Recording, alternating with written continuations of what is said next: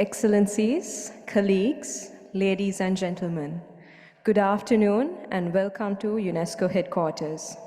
I also extend our warm greetings to those who are joining us online. I would like to inform you that today's event will be followed in two languages, English and French. Please use the headsets by your seat or the interpretation channel at the bottom of your Zoom channel to choose the preferred language. I'm Ashwini Madanayaka, and it is my honor to serve as your Master of Ceremonies today.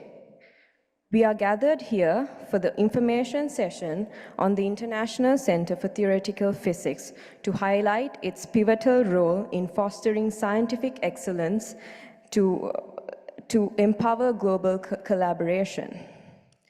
The Abdus Salam International Center for Theoretical Physics, well known as ICTP, is a prestigious scientific institution located in Trieste, Italy, and it was founded in 1964 by Professor Abdus Salam, the 1979 Nobel Prize winner in physics.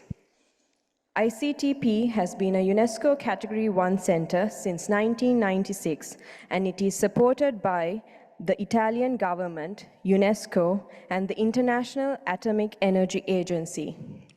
Today's event also coincides with the 60th anniversary of ICTP, a remarkable milestone in its journey of advancing theoretical physics and nurturing scientific minds worldwide.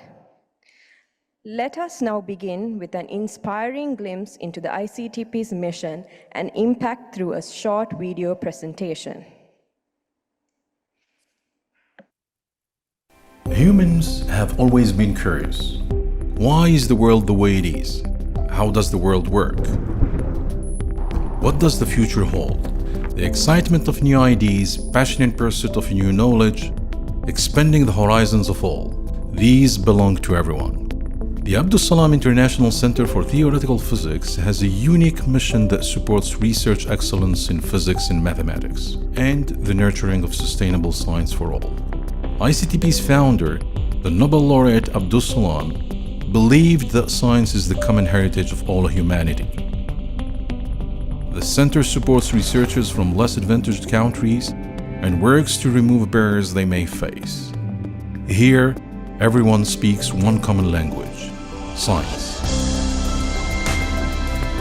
Basic and applied research are both vital for society, from fundamental particles to black holes,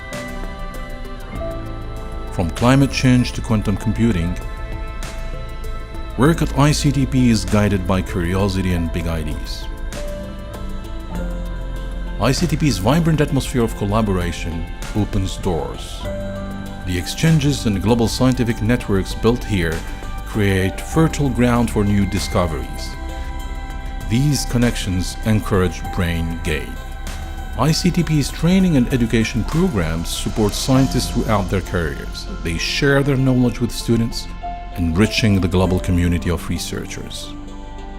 ICTP, where outstanding scientists explore the frontiers of knowledge, build capacity, and promote bright minds.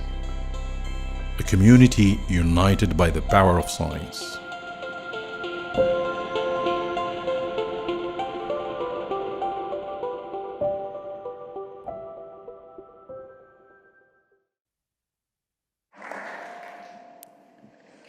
We will now hear opening remarks from three distinguished speakers.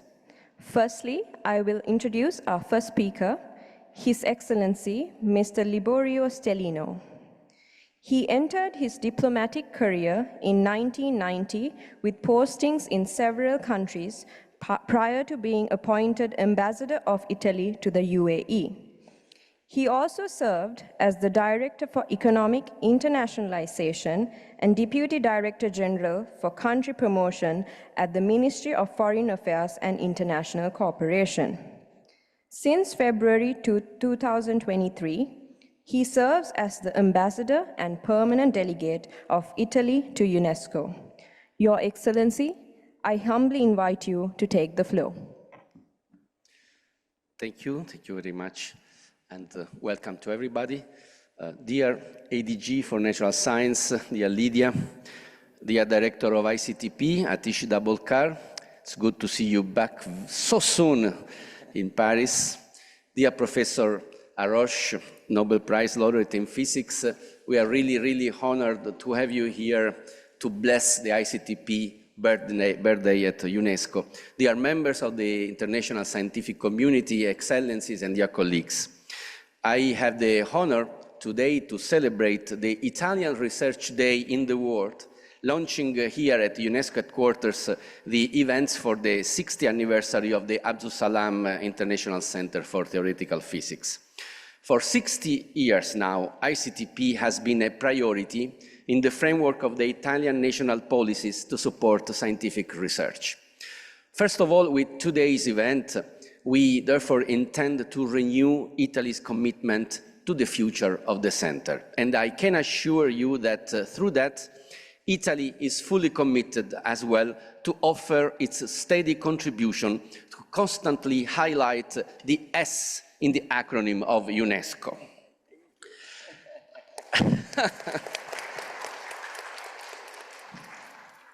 Not to be monopolized by the C.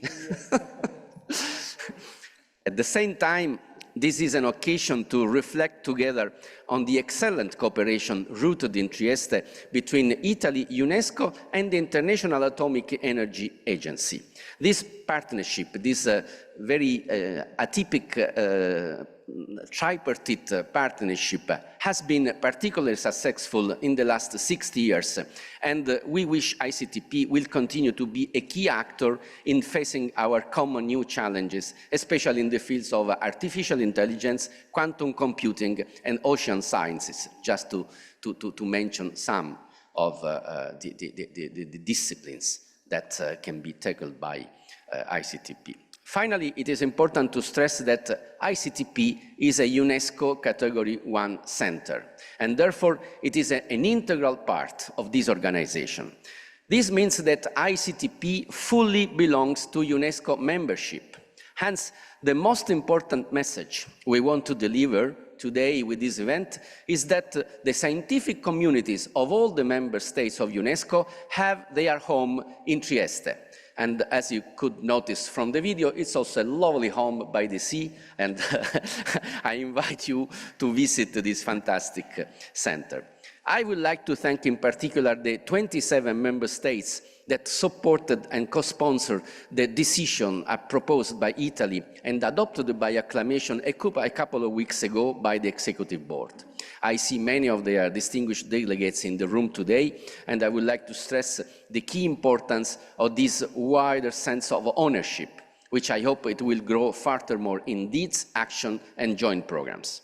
ICTP is committed to promoting knowledge and research in basic sciences, especially in favor of the Global South, and to overcoming socioeconomic and gender barriers.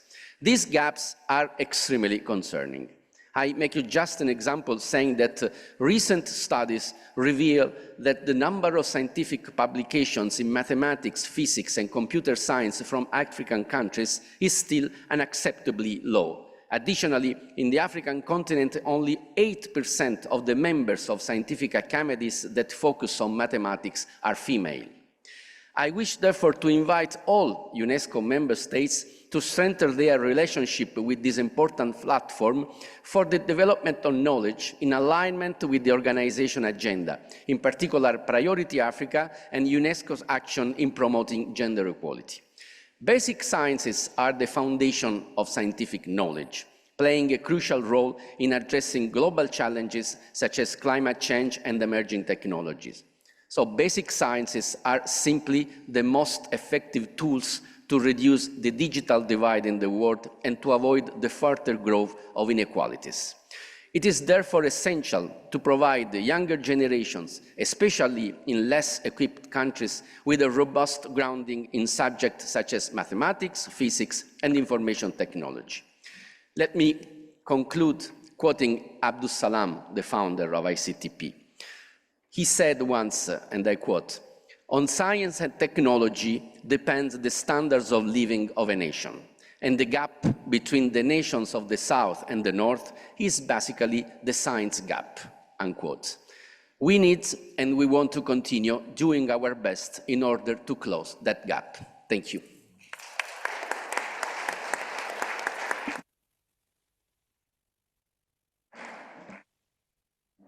Thank you, Your Excellency, for your insightful remarks. Your support and commitment to fostering international scientific cooperation are highly appreciated. We are now welcoming Ms. Lydia Brito to address you. She held senior positions in Mozambique since 1998, serving as the Vice Rector for Academic Affairs at the Eduardo Mondlane University, Minister for Higher Education, Science and Technology, the Advisor for Strategic Planning and External Relations of the Mayor of Maputo City. She joined UNESCO in 2009 as the Director for Science Policy and Sustainable Development in the Natural Sciences sector before being appointed as the UNESCO Regional Director for Sciences in 2 UNESCO field offices. Today, she serves as our Assistant Director General for Natural Sciences sector at UNESCO. Ms. Lydia, the floor is yours. Thank you very much, and good afternoon.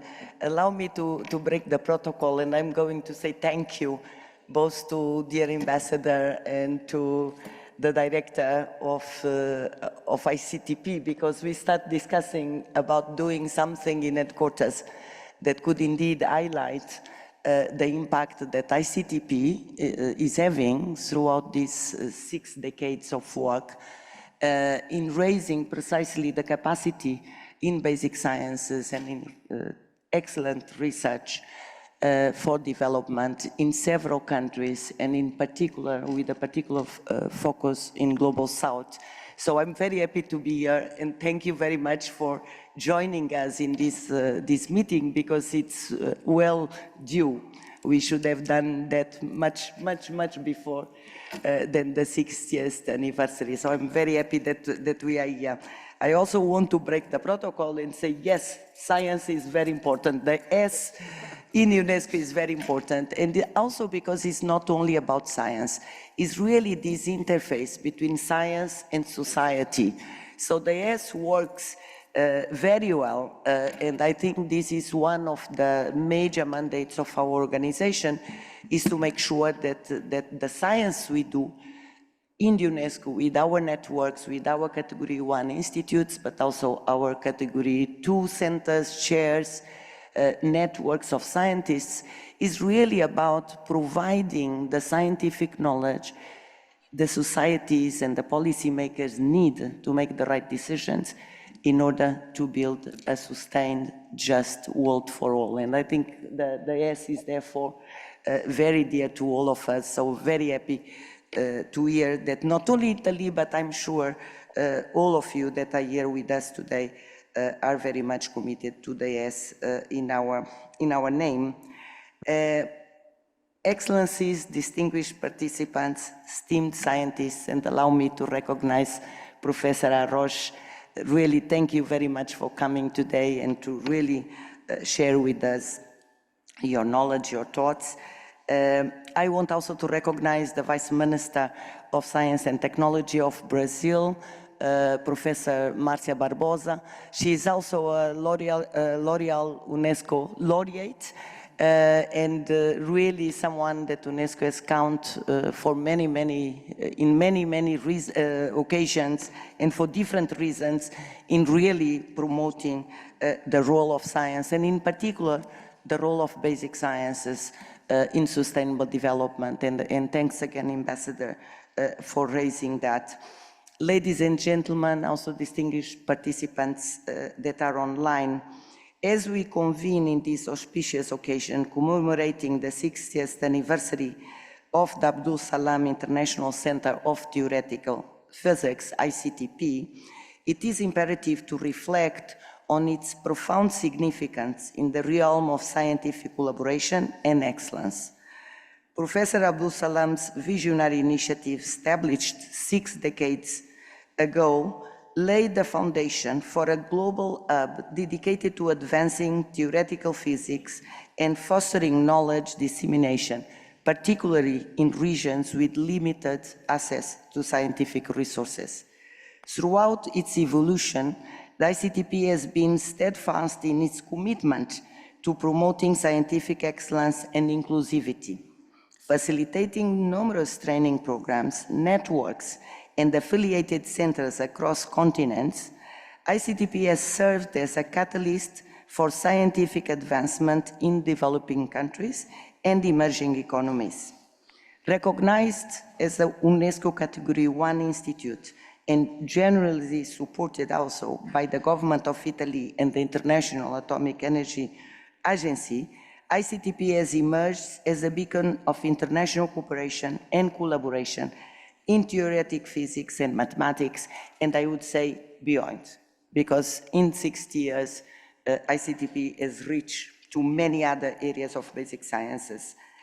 Today, as we celebrate the achievements of the ICTP, it is paramount to acknowledge the invaluable contributions of scientists, educators, and policymakers who have propelled its mission forward. Their dedication has not only enriched the academic landscape, but has also inspired countless inspiring scientists worldwide. And I think today we will hear some statements. And I really take this occasion also to thank all the ICTP team and alumni, because it's really a wonderful example how surrounding an idea, an incredible idea, a center of excellence was established, is growing, and continues to grow, and is continuing to multiply with many of the associate centers that we have around the world. So really congratulations and thank you to all the staff in ICTP. In this information session, we will delve into ICTP's significant contributions to global scientific collaboration and its pivotal role in nurturing excellence and innovation across diverse disciplines. Emphasizing inclusivity and accessibility, we will explore how ICTP bridges gaps in scientific knowledge and enhances access to resources in the underserved regions.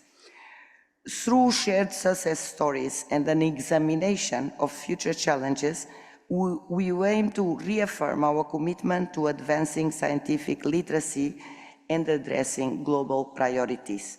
Furthermore, in alignment with the ideals of the late Professor Abdus Salam, we are delighted to announce the forthcoming launch of the International Decade of Sciences for Sustainable Development in October 2024.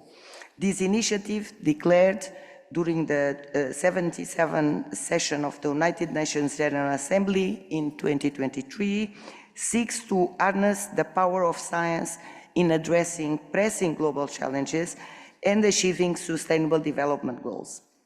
In collaboration with partners across scientific disciplines and societal sectors, including policymakers and the public, we aspire to leverage ICTP expertise to foster a culture of science for a more equitable and sustainable future.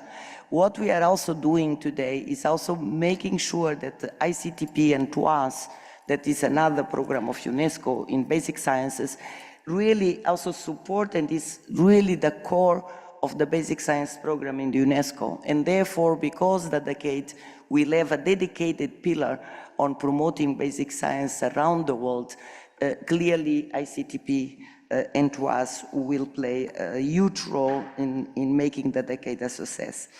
In closing, I extend my heartfelt gratitude to all those who have contributed to the success of the ICTP over the past 6 decades. Your dedication has been instrumental in shaping this institution's legacy of excellence. As we embark on the next chapter of the ICTP's journey, let us remain committed in our pursuit of knowledge, innovation, and global scientific cooperation. Thank you very much.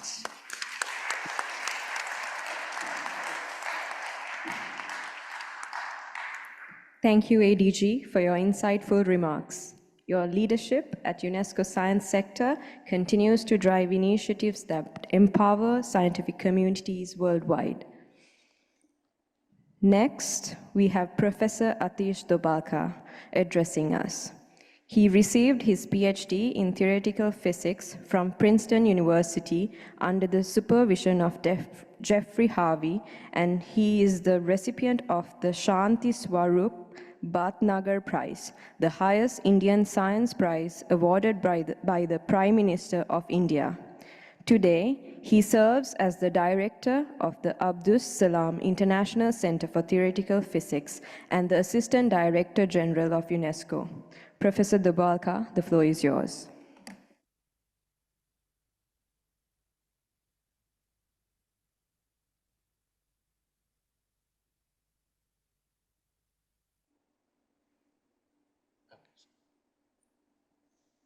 Do I go back? Okay, thank you very much. So it's really a great pleasure for me and honor to be here. I would like to thank His Excellency Ambassador Destalino and ADG of Science, Lydia Brito, for making this possible. I think it's a very important occasion that ICTP 60th anniversary is being celebrated in front of this august audience in the headquarters of UNESCO. And I'm extremely grateful for this. This is a beautiful campus of ICTP. Sorry, I think I have to point it this way. Yeah. And I want to mention yet another connection with UNESCO. This is actually a biosphere, UNESCO Biosphere Reserve, Miramare Biosphere Reserve and Marine Reserve. And ICTP's campus is in fact inside that reserve, so it's really part of UNESCO. There's another very interesting connection with UNESCO. So I want to tell you very quickly about three things. ICTP since 1964, which is why we are here. Why ICTP continues to be relevant even today and for the future. And what is the vision for ICTP in 2064? So really the occasion, 60th anniversary, doesn't mean that we only celebrate the past, but it's an occasion to really take stock of and prepare for the future. And I am totally convinced that ICTP is such a unique asset, and it has a very important role to play in the coming years, considering the kind of challenges that the world is facing. So ICTP since 1964, it has a unique mission to make advanced science globally available, overcoming the barriers of gender, ethnicity, geography, and economics. And I want to emphasize the last two because oftentimes when people talk about equity, they focus on gender and ethnicity, but sometimes geography can be a much bigger barrier to overcome. And that's what ICTP really wants to do, that it really makes science available to even from far corners of the world. And it is based on three main pillars: excellence, global inclusion, and international cooperation. And they are really linked with each other. You cannot separate one from the other. Unless you perform science at the highest level, and unless you're really inclusive in an international cooperative way, I don't think ICTP's mission would be fulfilled. And as I said, as has been said, it's an example of a really unique collaboration between two international UN organizations, UNESCO and the International Atomic Energy Agency. ICTP was born with IAEA in 1964, and then we moved over to UNESCO. It was founded by Abdus Salam, and we have been very generously supported. I'm very grateful, I want to say this, to the unwavering support from the Italian government, UNESCO, IAEA, as a Category 1 center of UNESCO, which is governed within this tripartite agreement. And as a very good indication of this renewed commitment, I'm very happy to say that UNESCO essentially doubled their contribution this year, starting next year. And Italy gave us 10 million euros for renovating our campus. So they are not only celebrating it in words, but they are celebrating in deeds. So thank you very much to both of you.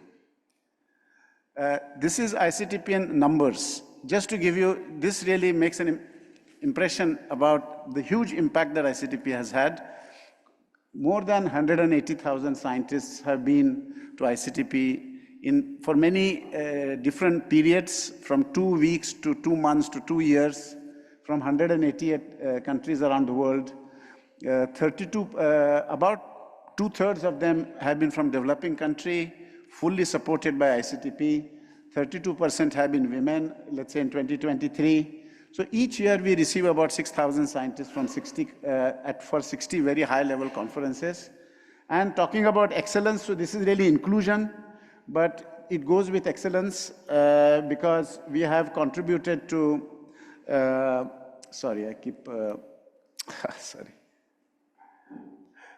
contributed to several important breakthroughs, including 5 Nobel Prizes, and we have partner institutes in now Rwanda, Brazil, China, and Mexico. So these are, again, very quick numbers. We compare with really the best places in the world very well. I don't want to spend too much time, but you can see that we have a large number of researchers. Our scientific production is very excellent. We have about 400 scientists at any given time at ICTP, going from PhD students all the way to senior researchers from almost 100 countries and about 100 general service staff. And not only do we have these activities at the campus, in this beautiful campus in Trieste, but we organize activities across the globe. So you can just see in 2022, we had so many activities across the globe which were of different categories. So you can really see that ICTP has this very broad impact. Now, what is the relevance of ICTP for the coming years? I think that ICTP, it has been said that you want to highlight the S in UNESCO, and I completely agree with it. But I would even say that ICTP has a global impact on all the 3 missions of UNESCO, because I really believe that education of advanced science is very much part of education, and creating a culture of science is actually as important as culture, as is normally understood, especially as we have to face challenges like climate or pandemia. And I would say it's really a jewel in the crown of UNESCO, and it's also an important asset for all the member states, for the entire international scientific community. The science-based approach is going to be critical, and therefore ICTP's role in building scientific communities, creating a culture of science, is going to be very relevant today. And I will talk about it when we later on towards the end. ICTP has very important new initiatives like the International Consortium for Scientific Computing, where you really see a global deliberation is important on issues like climate science or artificial intelligence, where an organization like ICTP has a very critical role to play. Now, I will just implementing the policy, just to give you an example, there is a recent UNESCO recommendation on open science, which is a pivotal document, and ICTP, in a way, is implementing this policy. So it can be seen as an implementing arm of UNESCO. Open science, women in LDC, I'll just give you quickly, in STEM in Africa. Open science, of course, is fundamental to the mission of ICTP from the beginning, and all our programs can really be viewed as an implementation of this policy. If you look at women from the least developed countries, out of all the women who come to ICTP, about 5% are from the least developed countries. And you can see here again, faces, these are human faces, these are not just numbers. And we had, let's say in the last decade, about 15,000 women, and about 500 are from the least developed countries. And really, you can read in the documents that have been given to you, like Sudan, Rwanda, Bangladesh, the list is long. Similarly, STEM in Africa, which everybody recognizes as a very, very important goal. ICTP has been doing it for 60 years, and we would like to do more of it in the coming years. For example, just last year, we had about 1,000 African participants, 34% were women, 48 countries were represented from Nigeria, Egypt, Morocco, South Africa, the list is long. So many, 400 graduates from Africa, many of them have gone on to do PhD. So it's really ICTP's imprint on Africa, African science is very, very noticeable.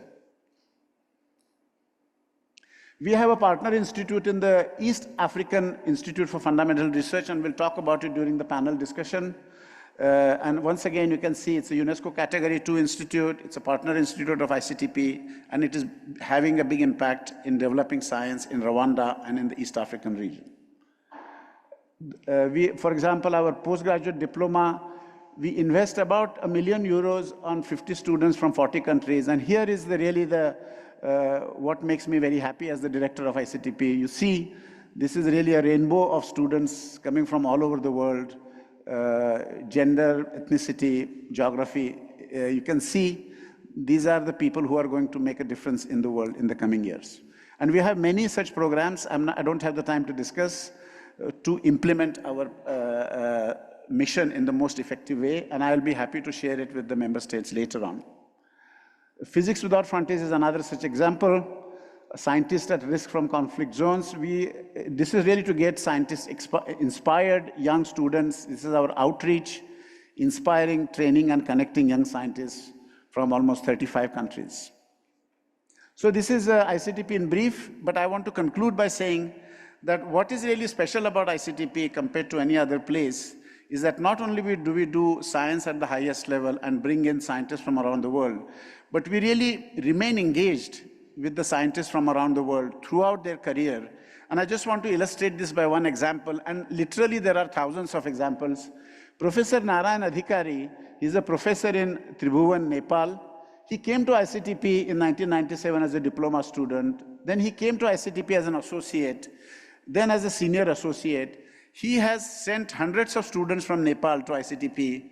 So he has created really a new community of scientists in Nepal, which has become possible because of ICTP. So this idea of really training the trainers and bringing science back to the home country is fundamental to the mission of ICTP. So I think I will stop here with the last slide. Sorry. I'm going to the next, next topic. It should not be. I will stop here. Sorry, it's not clicking. Sorry, it's clicking. I can stop it. It's not clicking.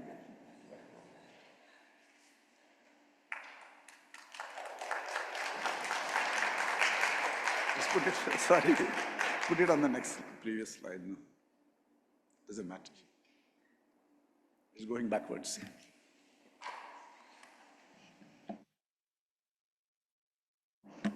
Thank you, Professor Dabolka. Your unwavering dedication to advancing theoretical physics and also basic sciences, nurturing the next generation of scientific minds is greatly appreciated. Now, I'm thrilled to introduce our keynote speaker, Nobel laureate, Professor Serge Haroche, who will share his reflections on basic science in celebration of ICTP's 60th anniversary. Professor Haroche was jointly awarded the 2012 Nobel Prize for Physics alongside David J. Wineland. Their groundbreaking experimental methods enabled the precise measurement and manipulation of individual quantum systems, including the study of the particle of light, the photon. Professor Haroche's pioneering work also significantly contributed to the development of the laser spectroscopy. Since 2001, Professor Haroche has held the prestigious chair of quantum physics at the Collège de France. His expertise and passion for advancing scientific knowledge have left an indelible mark on the field. Notably, he has been a dedicated contributor to ICTP, sharing his wisdom and insights with students and researchers through lectures at several ITP schools and workshops. Ladies and gentlemen, please join me in welcoming Professor Haroche to our event today.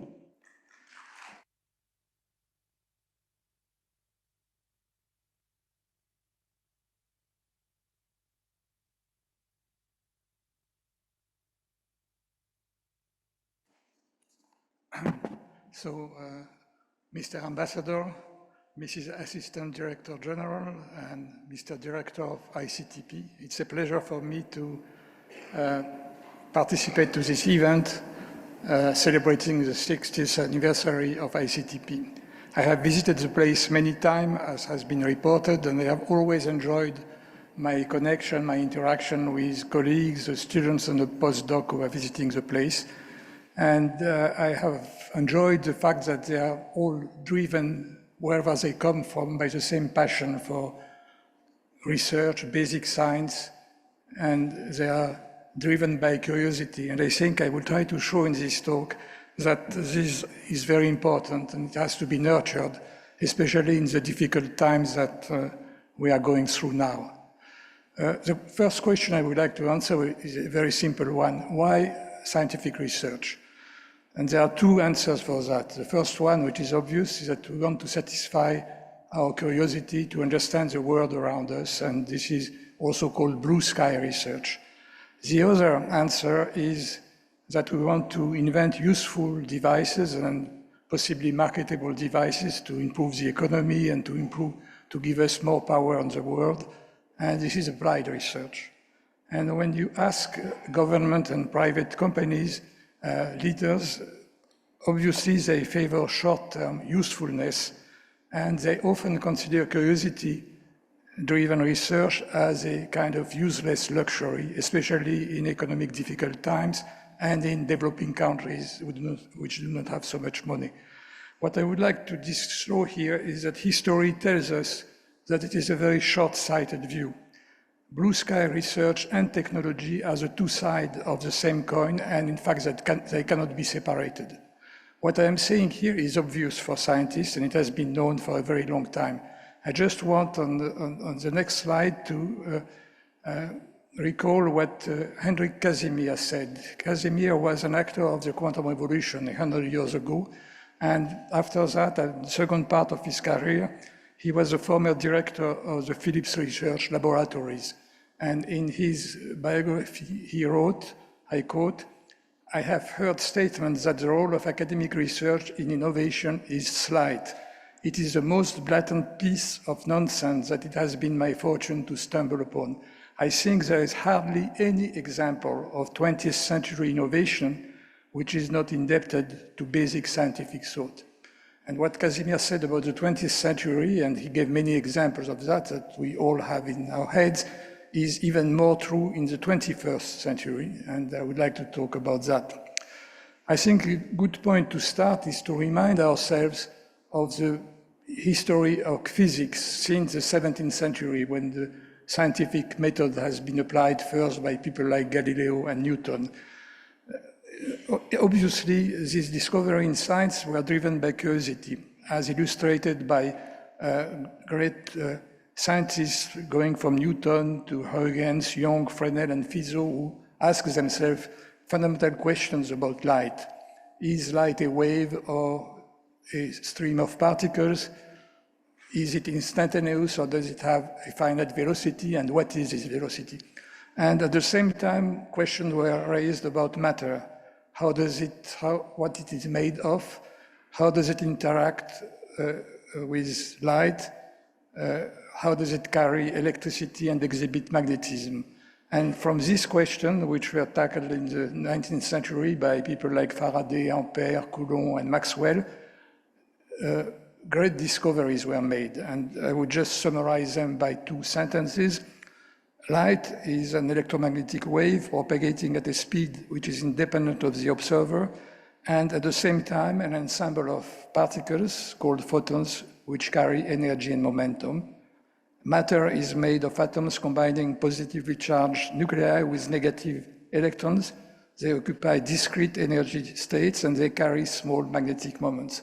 So these statements, which of course is a very, very short abstract of what it really is, in fact, led to a revolution in physics. To understand how light and matter interacted, one had to give up the classical principles of physics and adapt new principles, giving rise to what is called quantum physics and relativity.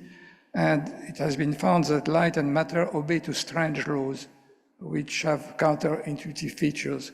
Some words have been coined for that, which I show at the bottom of this slide. State superposition, meaning that the quantum system can exist at the same time in different states, a little bit like the famous Schrödinger cat, which was at the same time dead and alive, which is a kind of metaphor to talk about quantum physics.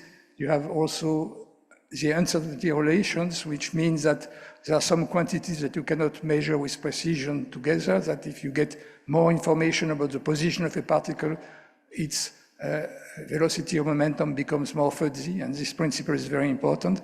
And entanglement that you might have heard about, which means that two systems which have interacted in the past can remain linked to each other at very large distances by a kind of immaterial connection, which is impossible to explain by classical physics. So in 1 or 2 minutes, I have tried to summarize a huge amount of information. And what I want to stress is that the scientists who made these discoveries since the 17th century up to now had no idea about what they could be useful for. And this has led, nevertheless, to innovations which have changed our lives, our way to produce energy, to communicate, to store and process information, to probe matter, to perform medical diagnosis, and so on. All this comes from this blue sky research. And what is important is that applications have emerged often in an unexpected way from the combination of breakthroughs coming from different basic research areas and after a long maturation time. So I think it is very important for policymakers to understand that you have to do basic science and you have to be patient and to wait for a long time for this to come to fruition. And I would like to look now at a few examples. The first one will be something like Casimir said in his discussion. We start from Maxwell's breakthrough. Maxwell's equations, which were discovered in 1865, have made the first great unification in physics. They have unified electricity, magnetism, and optics.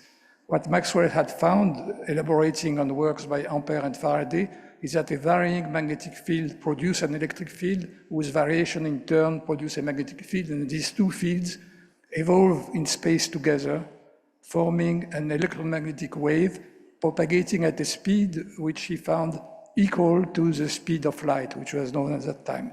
And so he said that light was an electromagnetic radiation, and what light, in fact, is only a small window in the spectrum of these waves, the window for which the frequency of light is between 10 to the 14 and 10 to the 15 vibration per second.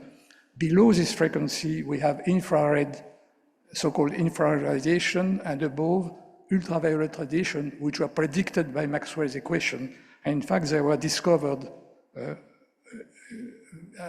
10 years after, 10 to 20 years after that.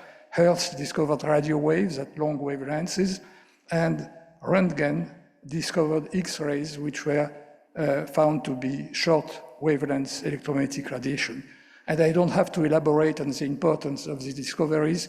Radio wave have, of course, revolutionized communication up to present time, and X-rays, the study of the structure of matter and the medical diagnosis.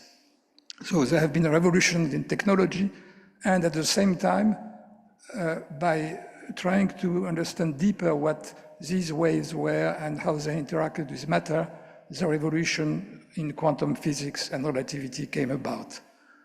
And this was around the turn of the century and the beginning of the 21st century. In fact, quantum physics has been come to the present status of knowledge exactly 100 years ago, in 1925. But at the beginning of the 20th century, it was absolutely impossible to predict the future in technology.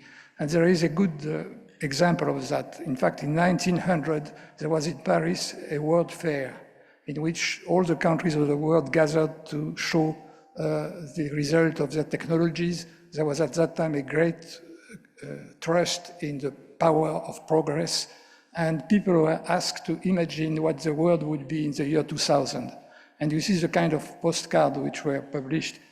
You have this, which is not far from reality. It might represent what what is a modern telephone and the fax machine, but here you have much stranger things. For example, people were supposed to be heating themselves with radium in the fireplace, which is a strange prediction for the nuclear energy power plants.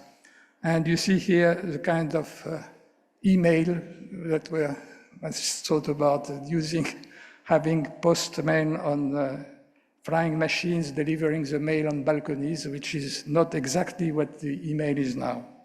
So you see, it was very difficult to make this kind of prediction. And I would like, in fact, to discuss only one experiment. I am an experimentalist. I think blue sky research is not only theory. You have blue sky discoveries also through experiments. And this one, I think, is very important. It was made by Otto Stern, a German physicist in Hamburg. And he discovered the atomic spin in 1922. It was before the advent of modern quantum physics. What Otto Stern tried to do was to measure the magnetic moment of atoms. So he had a furnace in which from which he evaporated silver atoms, which formed in vacuum an atomic beam. And along the beam, he applied an inhomogeneous magnetic field. The beam was going through magnetic poles. And what he expected is that the magnetic force would deflect the atoms in different directions, up and down, depending upon the orientation of the magnetic moment with respect to the gradient of field. And he expected to see the kind of continuous line that I show on the screen. Downstream, there was a piece of glass, and the silver was deposited in the glass, and through a chemical reaction gave a black stain. But what he saw instead, which surprised him, is that, in fact, there was not one spot, but two spots, corresponding to two orientations up and down of the magnetic moment. So this was the first experiment which showed what is called the quantum, spatial quantum phenomenon, which means that some quantity can take only discrete, some spatial quantities can take only some discrete values. And the setup which separates the magnetic moment shows spatial quantization and the existence of two-level systems which play a very important role in quantum physics. So the kind of trace he saw, you can see it here. In the middle, you have the separation, and of course, the two signals join on the edge because the magnetic field decreases on the edge of the experiment, on the plate. So you see that this kind of two-leap signal, in fact, heralded the 20th century quantum revolution in technology, because, as I will show you, a lot of modern technologies stem from this fundamental research. In fact, after Stern, Isaac Rabi was a student of Stern, came back to the US and founded at Columbia University a group which started to study this magnetism not only in silver, but also in nuclei. The proton, which is the nucleus of hydrogen atom, also has a spin. And he showed that by using microwave, you can manipulate the spin. You can flip the spin from up to down, and in this way, make very quantitative experiments to study this phenomenon. So how did it lead to application? In 1939, Rabi went to a conference, I think it was the Association for the Advancement of Science, American Association for the Advancement of Science, and he gave a talk in which he explained that the atoms that he had in his beam had magnetic moments, and by flipping them, it emitted and absorbed microwaves. And he went beyond, and he said, you know, this phenomenon should occur not only in my beam, but in all materials, including ourselves. And a journalist was struck by this remark, and you see the kind of headline you have in the New York Post in December 1939. We are all radio stations.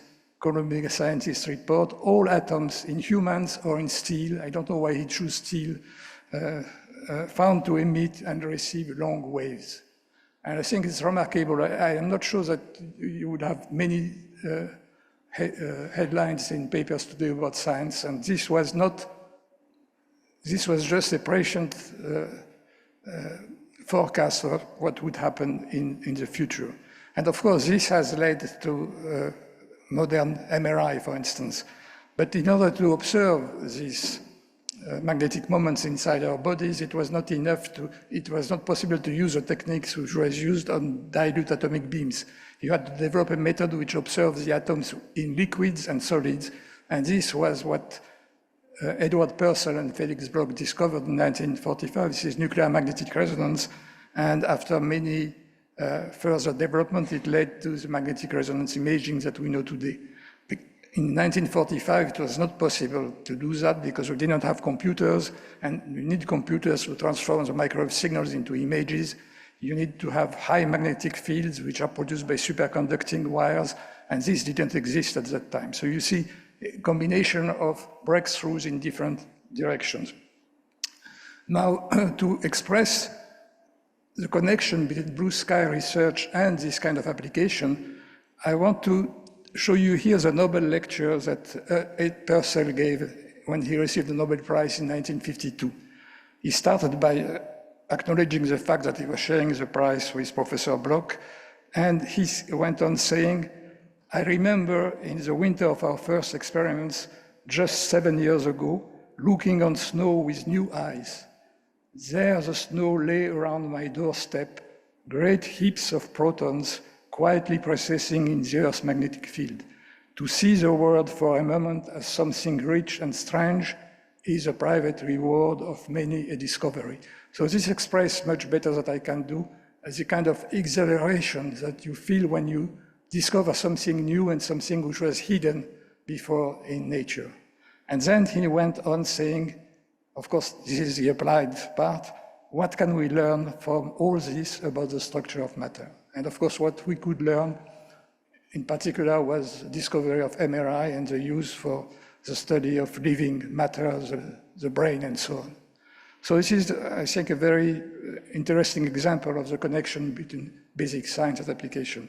But of course, MRI was not the only offspring of this kind of research. Again, when Rabi got the Nobel Prize in 1944, in his lecture, he said, one day, magnetic resonance will be used to build atomic clocks. In fact, an atomic clock is exactly that. You flip an atomic system from one state to another one, and the microwave which you use to do that can be locked precisely to the transition frequency of the atom. It took between Rabi's prediction and the atomic clocks which are used in the GPS system 30 years. In the 1970s, 1980s, Rabi was still alive. One sent atomic clocks in a swarm of satellites, and the microwave signals that these clocks send to your receivers, and now just your cell phone, allow you to locate yourself on the surface of the Earth with a precision of the order of 1 meter. For that, you have to take into account that the time which is measured by clocks going around the Earth and the time on the Earth are not the same because of relativity effects, special and general relativity, and these corrections have to be taken into account.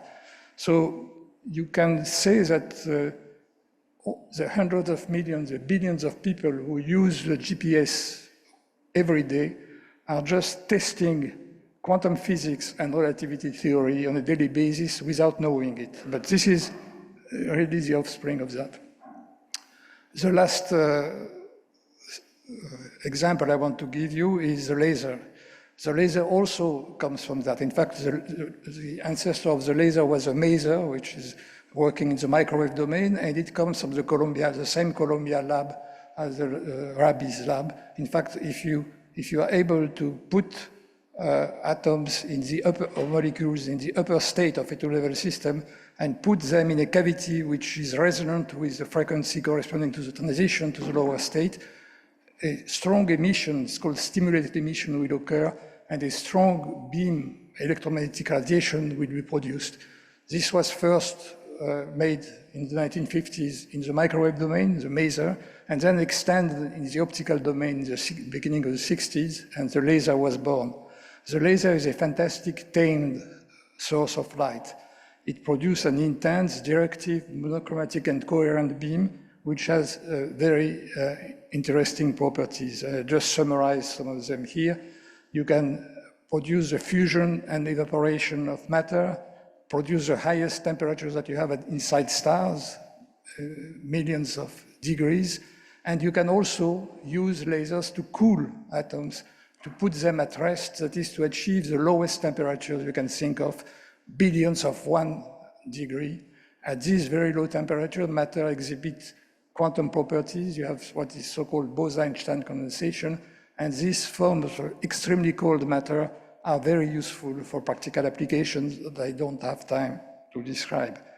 On the other hand, laser light is also ultra-stable. Light beams propagate without skipping a beat on millions of kilometers, and this beam is so stable that when you measure this frequency, you can build now optical clocks, which oscillate at a frequency which is 5 orders of magnitude higher than the microwave clocks I discussed before, and you get a 5-order magnitude, a 5-order increase in the precision.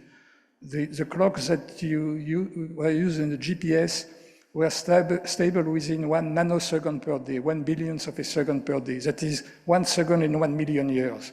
The clocks, the optical clocks of today, are stable at the femtosecond level, which is means that if you started 2 clocks at the beginning of the universe 14 billion years ago, they won't differ from one another by more than 1/20th of 1 second. So you can do fantastic tests of relativity, general and special relativity, and many other applications become possible.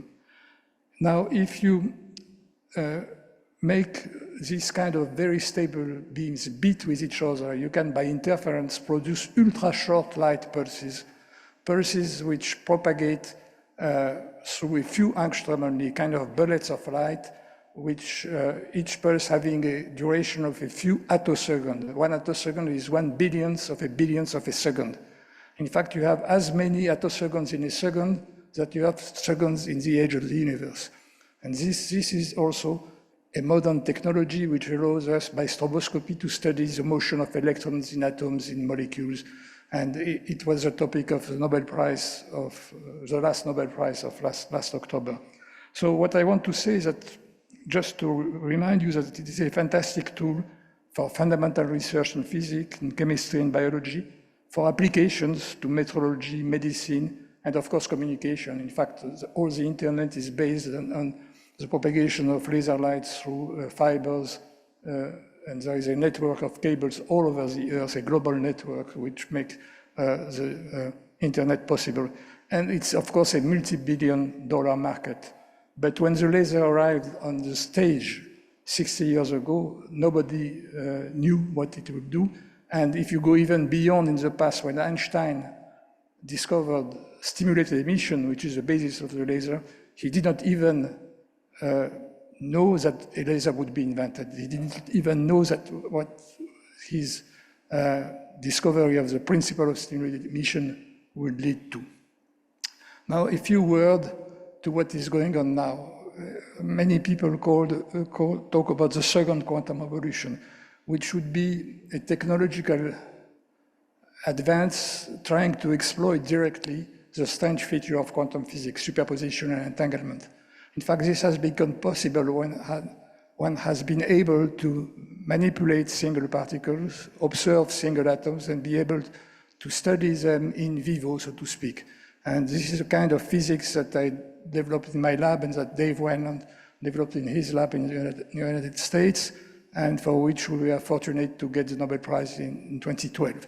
So what can we do with that? There are four different areas. In fact, this quantum technology is now funded by a lot of programs in Europe, in the United States and in China. First field is quantum metrology. You can use the fragile features of quantum states to measure small effects more sensitively than by classical means. Measure very small electric and magnetic field or deviation of the gravitational field, building, for example, the kind of gravimeter that you can see here. The second domain is quantum communication. You can share particles between two partners, entangled particles, and by detecting this particle, you can share information using inviolable secret keys, using the features of quantum physics to be sure that nobody can spy upon you. And this is a kind of thing which is developed, for example, in China where entangled particles are exchanged through communication with satellites. It's a misuse mission. The third domain, which I find is very promising, is quantum simulation. You can now just take atoms by atoms to build up an atomic structure in which the atom will be separated by micrometer distances and will replicate what happens in the real world, but at much lower temperature, and in this way try to simulate what could happen in real materials and synthesize new materials, for instance. You have startup companies doing that. For example, we have the Pascal startup company in France, which is very active in this field. And now, of course, I cannot avoid mentioning what is called the quantum computer, which is the holy grail of this kind of physics, which would exploit state superposition and entanglement of two-level system, which are the same kind of two-level systems that Stern discussed 100 years ago, to solve problems that classical computers cannot tackle. And of course, this is a very ambitious project. A lot of research remains to be done because nobody knows how to avoid the loss of coherence as soon as you go beyond a few tens or a few hundred particles.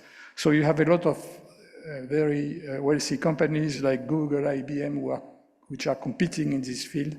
What I want to say is that it's very hard to predict the future, and maybe when we talk about a quantum computer, we are as naive and as stupid as the people in 1900 imagining the way you could use nuclear energy or these kind of things. I want also to say that there is something which is, I think, very worrying in this, is that politicians, policymakers who don't really understand the physics have the feeling that this would give a strategic advantage to the country which would have it, and this is a very dangerous for the free exchange of information that we were talking about before. So we have to be worried about that. I would like to conclude now about something else. I think I have tried to advocate to tell that basic science is essential because it will lead to applications. But I don't think it is the real reason why we are doing basic science. Basic science is essential for its cultural aspect, and here we are coming back to the mission of UNESCO in general. Blue sky science is driven by curiosity, and curiosity is a basic feature of mankind. Very often when you talk about basic science, people like to show this picture by this painting by Gauguin, maybe because Gauguin put the following sentence at the bottom of the picture: D'où venons-nous? Que sommes-nous? Où allons-nous? Where are we coming from? Who are we? And where are we going? And this is a kind of metaphor, maybe to discuss cosmology, what is the origin and the evolution of the universe, or what is life, what are the other forms of life in the universe, all kinds of questions that young people are asking and which motivate them to go into science. And this is a kind of question which attracts young minds to mathematics, to physics, to chemistry, to all astronomy, to all kinds of scientific knowledge. And in this respect, I would like to just to tell you that recently I saw a very beautiful movie about the beauty of science, which talks about mathematics, which is the most abstract form of basic knowledge, and which is, of course, very important for physics.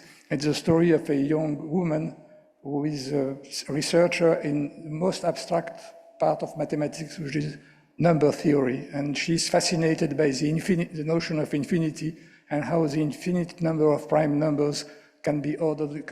What you can understand about that. It's called the Theorem de Marguerite, and if you have not seen it, I think it's an interesting movie which shows you that if you can put this passion for science in the spirit and the young mind of young people, you will have achieved something very interesting. So I would conclude by saying that we all know the greatest wealth in all countries reside in the minds of their young people, which should be trained and educated, in particular in science. ICTP provides a link between young scientists coming from all countries around the world, and it plays an essential role, especially at a time when geopolitical tensions are pulling countries away from each other.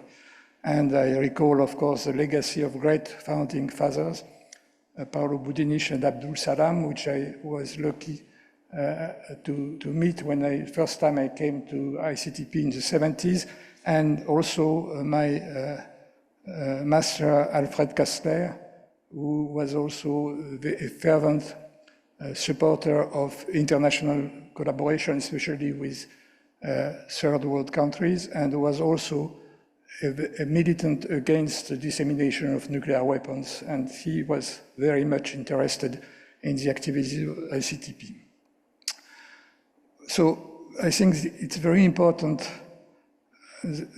to remind, in particular, try to remind to policymakers that beyond its usefulness, basic knowledge is an essential pursuit of mankind, and it is especially necessary to preserve the values of civilization in dangerous times.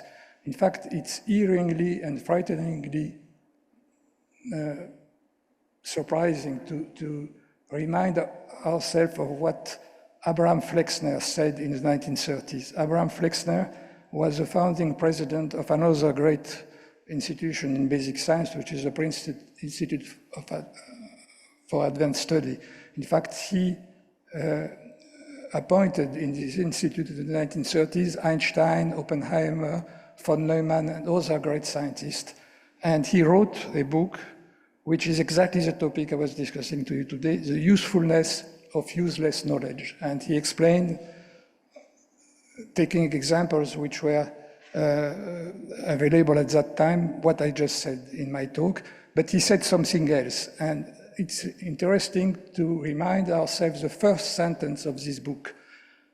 Is it not a curious fact that in a world steeped in irrational hatreds which threaten civilization itself, men and women, old and young, detach themselves wholly or partly from the angry current of daily life to devote themselves to the cultivation of beauty, to the extension of knowledge, to the cure of disease, to the amelioration of suffering, just as though fanatics were not simultaneously engaged in spreading pain, ugliness, and suffering. And this was written in 1939. So I don't know whether this sentence should give us hope, because we still have institutions like ICTP who are fighting against fanaticism and all the people who try to spread violence and misery, or whether we should be afraid because we live in a time which is reminiscent of what happened then. So I will stop here and thank you for your attention.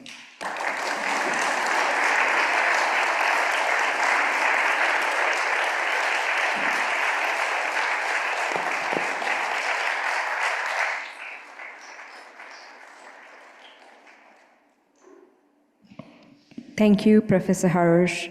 Your words have illuminated our understanding about basic sciences and quantum systems.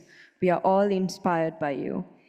We extend our heartfelt gratitude for your invaluable contribution to this event.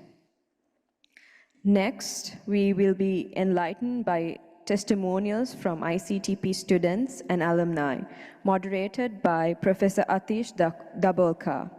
Our speakers, who hail from diverse backgrounds and institutions, will share their personal journeys and the transformative experiences they've had through ICTP. I kindly invite Professor Dabolkar and the colleagues to take the stage.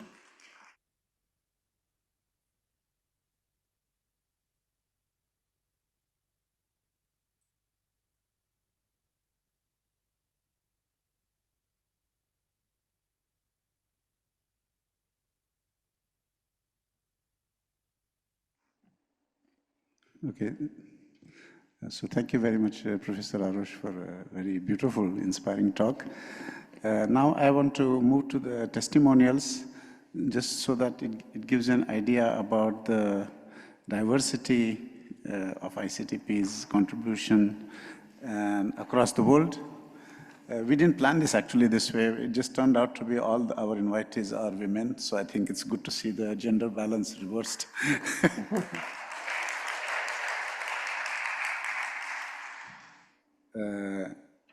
Yeah, one of the other ones, Raji, he's from MIT. He couldn't come, but he will join. So let's move to Professor Nana Amaklutse Brown. She's from Ghana. She's a distinguished scholar and climatologist with a very strong record in working on topics like climate change. She's an associate professor and head of department in the University of Ghana, and she's a vice chair of the working group of IPCC, Intergovernmental Panel on Climate Change, and she has served on the board member of UNESCO Basic Sciences Program. So she has a distinguished CV, and she's of course very connected to ICTP in the STEP program as well as a former associate. So Professor Klutze. Thank you very much, Director. I'm grateful to the ICTP and UNESCO for this opportunity to express my gratitude to ICTP for the many opportunities they've provided for me during my career path. I am today a professor in physics and also the head of physics department. I have come this far through my association with the ICTP. Associating with the ICTP has also granted me many opportunities, including my current position as the Vice Chair of the IPCC Working Group 1 for the 7th assessment cycle. I have, as he said, also been a member of the UNESCO International Basic Sciences Program. Also a researcher with the African Institute of Mathematical Sciences, and all of this is because of my association with the ICTP. Even my appointment with the University of Ghana during the interview, when I mentioned that I have been part of ICTP through the various programs, made the interview very easy, and instead of starting as a lecturer, I started as a senior lecturer. I have progressed in record time through my career. I have my story to tell.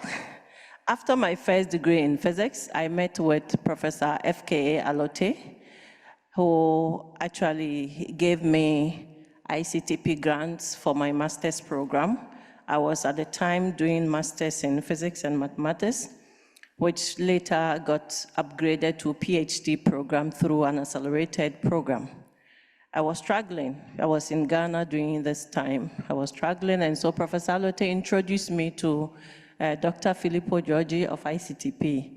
He was in Ghana for a climate modeling workshop with the REC-CM program, and he introduced me to that and also introduced me to the STEP program. That is when I got first time to ICTP. And the STEP program granted me opportunity to stay in the ICTP for 3 months every year through my PhD program. Soon after my PhD program, I also got the junior associateship with the ICTP, and that helped me to do a lot of publications. I settled back in Ghana to help with teaching and science research, and worked with the Ghana Space Science and Technology Institute. At the time, I applied for TWAS grant, and fortunately, I got it for equipment, and I was able to establish a data center for data for research, which is a difficult tool to have in Africa. I was able to train a master student, a female master student out of that grant, and although I had had many, 2 male students earlier. Currently, as we speak, I have produced or supervised 12 PhD students and 26 master students, and they all have association with ICTP. And these PhD students, out of that are 2 female physics students that I've produced, so I'm very proud.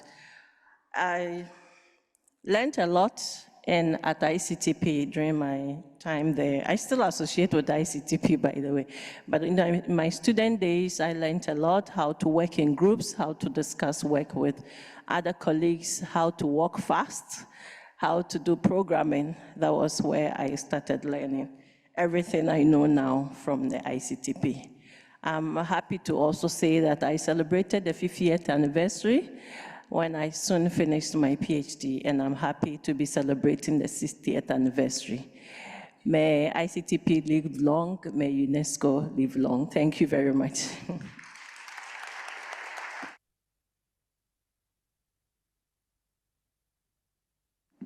We move to Maha. She is currently at ICTP, Maha Suna. She comes from Tunisia. She is a 2021 graduate of ICTP's diploma program, and now she's pursuing a PhD in the joint program at ICTP and CISA. She works on computational condensed matter physics and researching in spintronics and multiferroics. So, Maha. Thank you. So, good afternoon, everyone. I would first like to thank UNESCO for hosting us, and many thanks to ICTP for giving me the chance to be part of the celebration of its 60th anniversary and to share my experience with you. So, I'm Maha Souna from Tunisia. I was a third-year bachelor student when ICTP's Physics Without Frontiers program was organized in my university.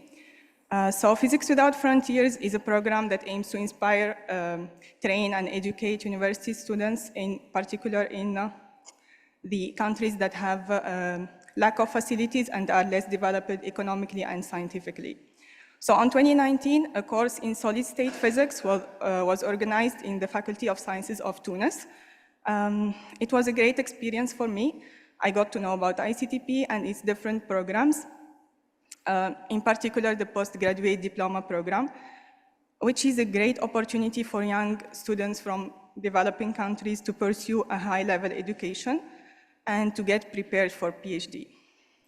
So it is undoubtedly challenging to leave my country, family, and friends to a place that is completely different and interacting with people with different origins and backgrounds. ICTP is the place where people from all over the world meet and share culture and knowledge. You will learn at least one new thing from everyone you meet, as everyone somehow represents the place from where he or she comes. And this very special environment of ICTP made it a second home for me, and it contributed to my personal growth and culture, as it allowed me to gain a more expansive view of the world. And apart from the personal growth, the diploma program was a major shift in my level of knowledge in the field of condensed matter and statistical physics. And this is thanks to the support of professors and tutors and to the access to resources that ICTP offers, as well as the workshops and seminars that are regularly organized and are of great benefit. So upon the successful completion of my diploma program, I'm now a third-year PhD student in the joint international ICTP-CISA PhD program in the theory and numerical simulation of the condensed matter. So I work on computational materials sciences and more specifically materials for spintronics and multiferroics. And this very specific field has a lack in the scientific departments in my country. But I'm glad that now I'm organizing Physics Without Frontiers event in my home university, in which I hope to involve students from few departments, teaching them new computational methods. So being in Trieste, I always try to publicize all opportunities at ICTP, and this has an impact on the young scientists in Tunisia who are starting collaborations. So I cannot express enough my gratitude towards ICTP staff and members and professors for their unlimited support, the support that they gave to me and to all young students who got the chance to follow any of the ICTP programs. We all came with dreams and ambitions, and ICTP, with its scientific, moral, and financial support, contributed to realizing them and had a big impact on our present and future career. Thank you.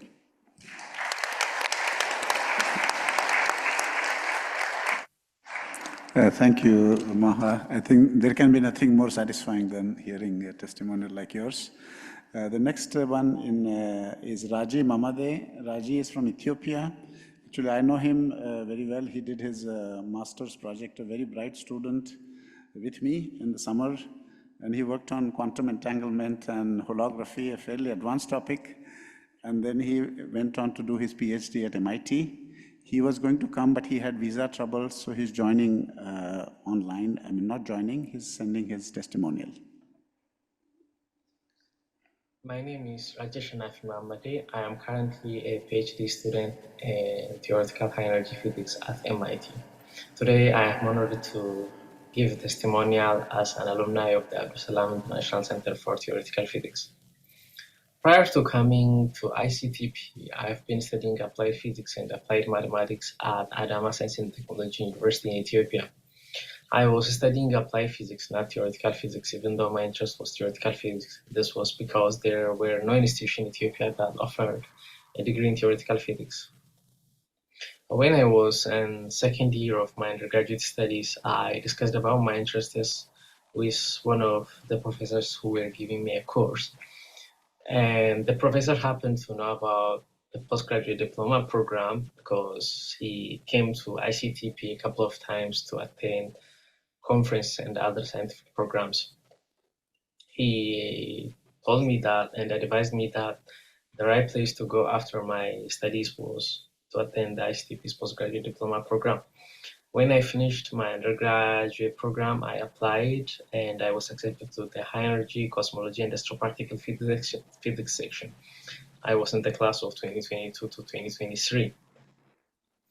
The program, as described on its website, was quite intensive and it was very difficult. And me coming from applied physics background did not help at all. But the people at ICTP were amazing. The professors, the postdoctoral researchers, people working at InfoPoint, to the people working in medical offices were very supportive, and I could finish the program successfully. Now, looking back at how far I've come and how much I learned, I thank God that I went to ICTP. The postgraduate diploma program in energy cosmology and astroparticle physics prepared me really well for the PhD program I'm currently attending. Even my current mentor at MIT keeps telling me that it was the best decision I made going to ICTP. So far, 63 students have attended the postgraduate diploma program in Ethiopia.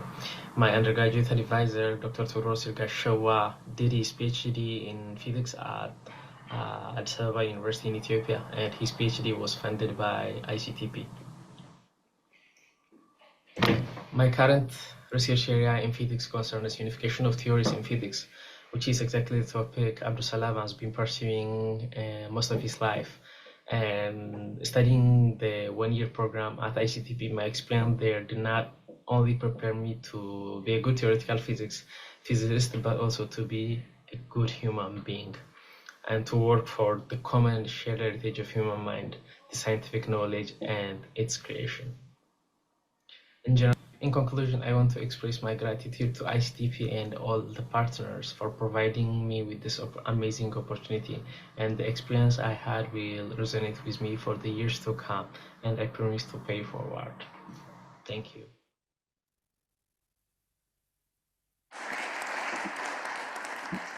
Okay, next we go to Professor Nana Geraldine Cabo-Bizet. Sorry. It's you, yeah, sorry. No, in this order, the difference. So now we go to Lucia Maria Arana Peña. She's originally from Guatemala. She did her ICTP's Master of Advanced Studies in Medical Physics. It's a very interesting program which is supported. It's a very wonderful example of a collaboration between, again, multi-party collaboration between the Trieste University, the Italian science system, the hospitals in some 26 hospitals in Italy, ICTP and IAEA, International Atomic Energy Agency, and the member states of IAEA actually give close to $1 million for supporting fellowships of the students, and she is one of the products. Almost 10% of medical physicists in the developing world come from this program of ICTP. Sometimes the first medical physicist in the country is from ICTP, and she's one of them actually from Guatemala, and she's currently working in Estonia, right? A hospital in Estonia focusing on breast imaging methodologies. So I give the floor to you. Thank you. Good afternoon. It is with great pleasure and humility that I stand before you today as a proud representative of Guatemala, an enthusiastic medical physicist, a mother, and an advocate for women in science. I worked as a physicist in the radiotherapy department of the Oncology Center in Can in Guatemala where my mentors taught me how medical physics applies physics principles to improve medicine, particularly in radiotherapy, radiology, and nuclear medicine. Medical physicists ensure accurate X-ray imaging with minimal radiation exposure. We develop precise radiation treatment therapy plans to target cancer cells while sparing healthy tissue. We are the silent heroes dedicated to advancing healthcare through the safe use of radiation, and here is where I find my passion. However, Guatemala lacks of training and specialization in medical physics. Thanks to a scholarship I received from the IEA, I pursued the Master of Advanced Studies in Medical Physics at ICTP, and the experience was nothing short of transformative. I was excited to represent Guatemala in a diverse class of 20 different countries, a true depiction of the international environment promoted by ICTP. ICTP also provided me with Italian courses which proved invaluable during my clinical residency. But studying at ICTP wasn't just about acquiring knowledge. It was about embracing diversity, fostering collaboration, and building lasting friendships. Another experience at ICTP stands out prominently: my participation in the Career Development Workshop for Women in Physics. Coming from an environment largely dominated by men, engaging with fellow women physicists from around the world was incredibly inspiring and empowering. The workshop provided not only valuable training, but also fostered a sense of solidarity among women in science, shaping me into a more confident and resilient professional. And so, I graduated cum laude from the MMP program. I hold the distinction of being Guatemala's first woman medical physicist, thanks to the support of my mentors, my family, and the invaluable resources provided by ICTP. I returned to Guatemala to apply my newfound skills and later obtained the International Medical Physics certification. Subsequently, I earned a PhD in physics from the University of Trieste, focusing on advanced breast imaging technology. I proudly hold the title of Guatemala's first PhD holding medical physicist. I remained actively involved with the MMP through teaching seminars and witnessing the positive impact that graduates bring to their respective countries. And this is why I advocate to support this program, because it works. We are a growing community of over 150 graduates, which prompted the creation of the Master in Medical Physics Alumni Association last year. I'm a proud member to be of the founding board. We promote professional growth through knowledge exchange among our global members coming from developing countries. Reflecting on my academic journey, I extend my deepest appreciation to ICTP, to IAEA, to UNESCO, and to all of those who have supported my path. Each lecture, workshop, and discussion held at ICTP has been invaluable. But perhaps most importantly, my time at ICTP instilled in me a sense of purpose, a drive to use my knowledge and skills to make a difference in society. From Guatemala to Italy, and now Estonia, let's unite in the transformative power of education, celebrating diversity and inspiring future generations. Thank you.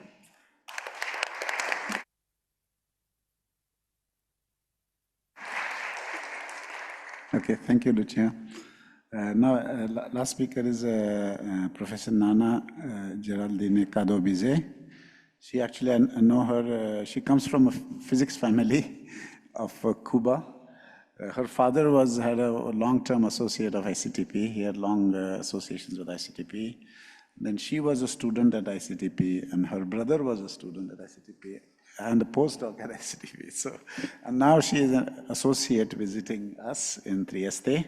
So, and now currently she is a professor after doing her PhD from Bonn, University of Bonn. She is a professor in the physics department at the University of Guanajuato in Mexico. So, Nana.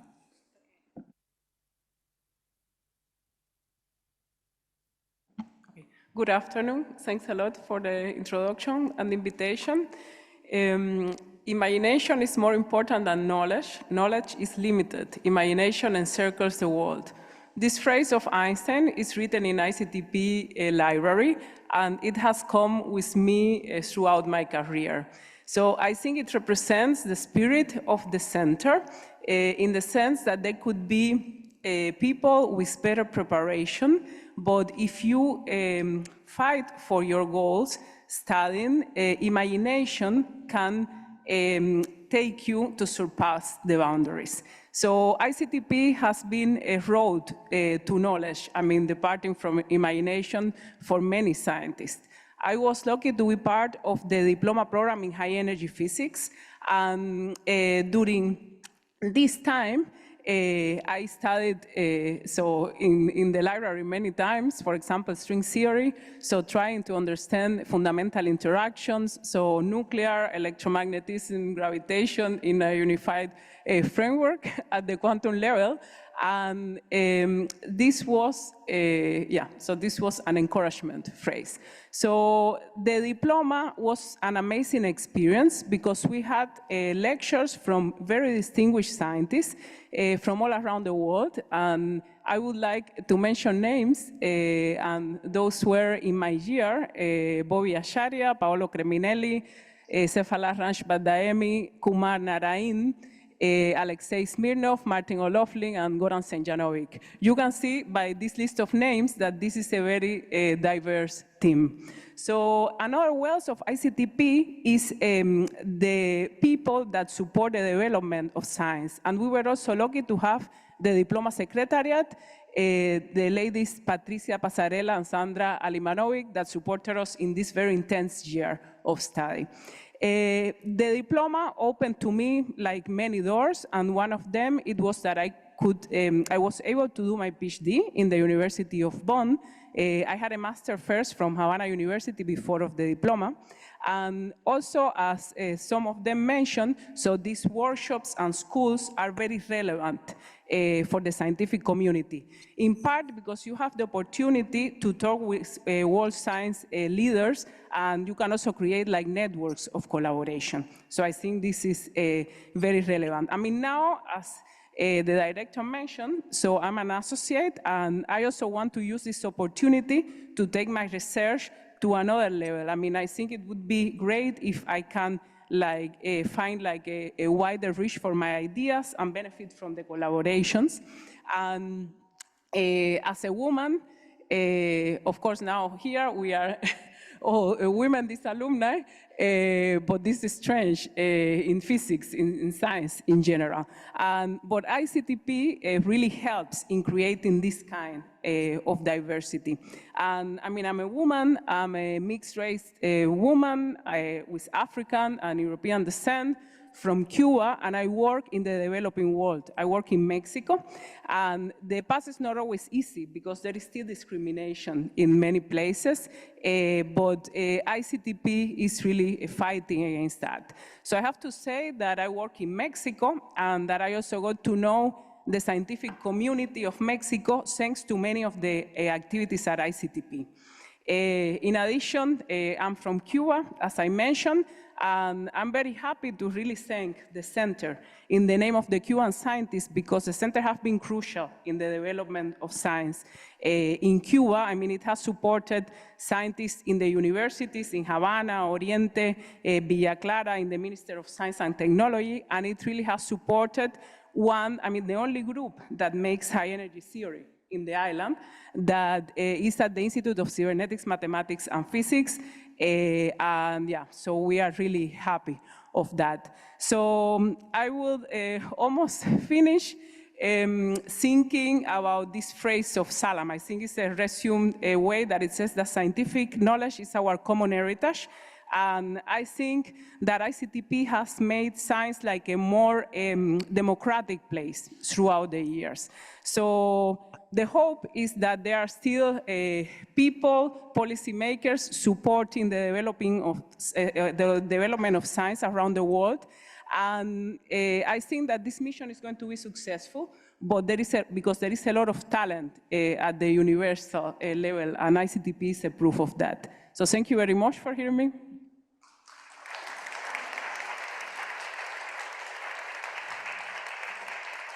Okay, so thank you very much.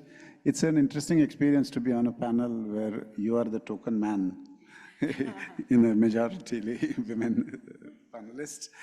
Okay, so I think we can move to the next. We have this video right now.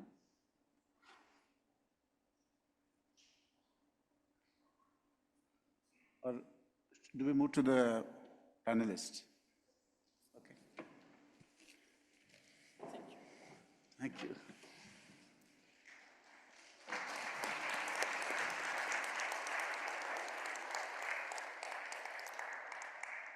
Thank you to all the ICTP researchers and alumni for sharing your experiences, and Professor Dobalka for moderating this inspiring session. We will now delve into a panel discussion moderated by Professor Atish Dobalka. Our esteemed panelists will explore the Center's contributions in advancing science and research. After the panel, we invite you to participate in a question and answer session where you may take this opportunity to engage with our speakers and panelists on the topics discussed today. I kindly invite the panelists to take the stage.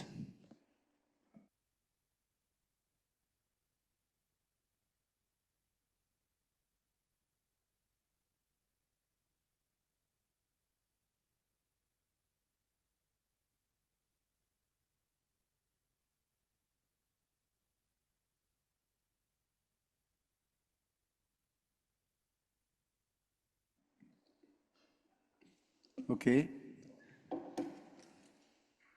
So I will ask 3 questions. I think, okay, we will try to be efficient.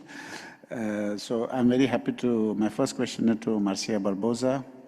She's well known for her research in properties of water and for her efforts in improving conditions for women in academia. She's a professor at the Federal University of Rio Grande do Sul in Brazil, and now Secretary of Policies and Strategic Programs at the Ministry of Science, Technology and Innovation, MCTI.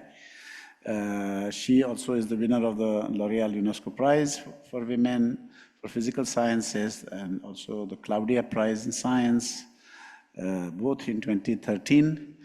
And she has lectured several times at ICTP. She's a good friend of ICTP.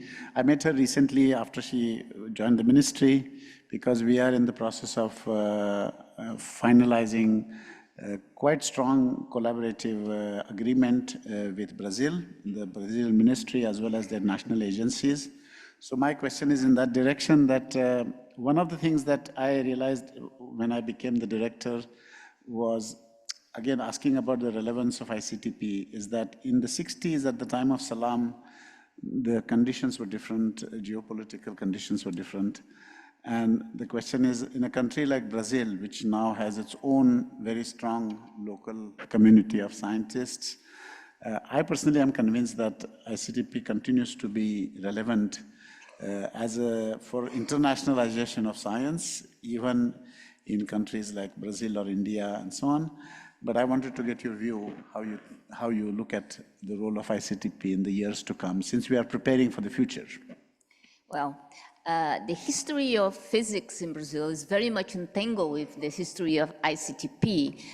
When we started in fields of nuclear and particle physics. Actually, one of the major characters that Jamie Cuomo was a student of John Wheeler, and he was involved in the whole discussion of the starting of ICTP. And in coming back to Brazil, he started, so Brazilian also started in the theoretical physics in those areas, and they established in São Paulo and in Rio de Janeiro with the center. We have a center where there's no university, just research center, very much like ICTP. I think it was got inspired from you, but that's a second thing. And then it kind of contaminated. In my generation, ICTP was the first step away from Brazil. And that was very important because was a warm welcome from the international community being there. And I remember myself, the first time I was abroad, I arrived in Trieste, of course, in a train that was late. is Italy. And as a person that never was abroad, imagine no internet, no connections. And because the train was late, there was no taxi and no bus when I arrived, almost 1 in the morning, okay? But then I learned how warm can be people, because a couple in the same train offered to give me a ride, whatever I was going.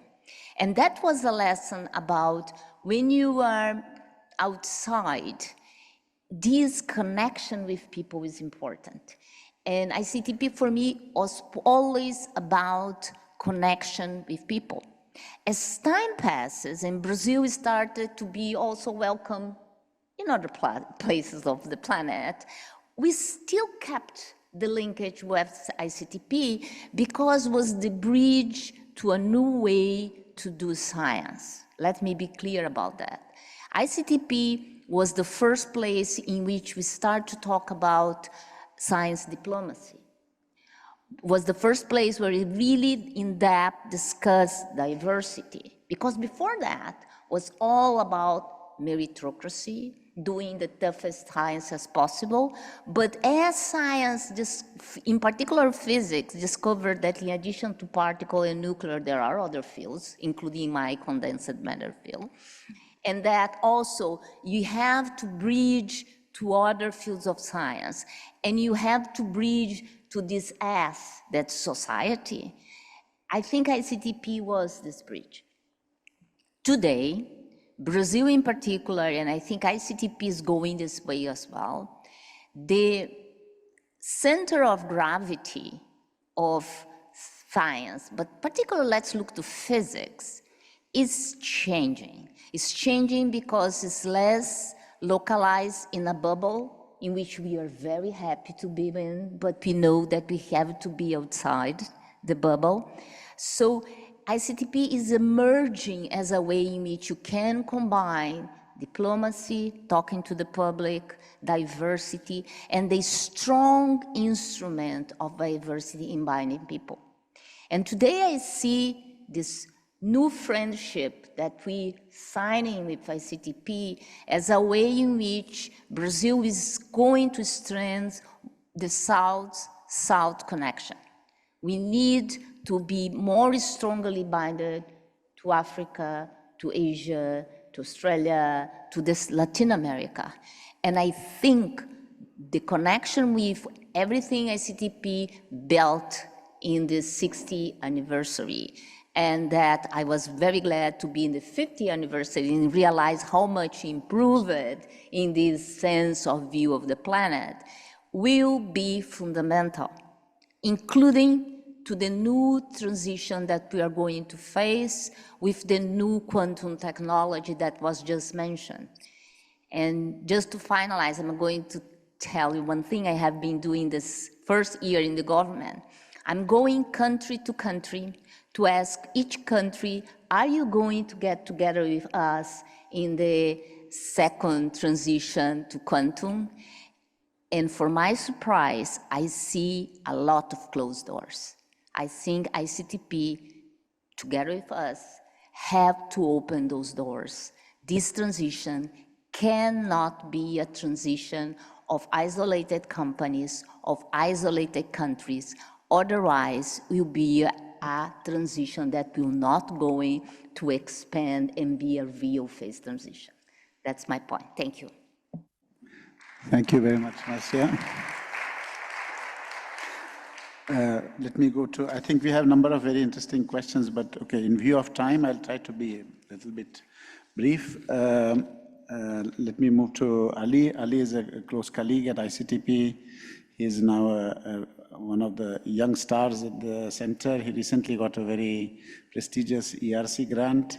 He originally comes from Tanzania, and he works on a field similar to Marcia in condensed matter physics and physical chemistry and of aqueous systems.